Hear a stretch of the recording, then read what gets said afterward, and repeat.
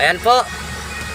Dito naman po kami at kami po ay palabas na ng farm. Ito pong sitwasyon ng aming daan. Kagabi po dito po kami galing. Ngayon po kami po bumalik. Nag-pick up po ulit kami ng manok dito. Binibidyo ko lang po ulit itong daan at para po mapakita na ganito po ang daan. Hindi po pwedeng makapatulin ng sasakyan. At kawawa po yung truck. Ayan po, bukid po yan, oh. Ayan, paikot po yan. Kabilaan. Tubuhan. Ayan po. Mais. Mangga.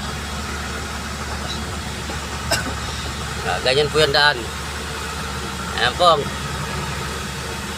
Malayo po yung ano namin. Lalakbayin. Nasa mga 8 kilometro ata. 8 kilometro ba? Kulang 8 kilometro. May mga 30 minutes po o 25 minutes po ang takbo pa labas eh. Na ganito pong daan.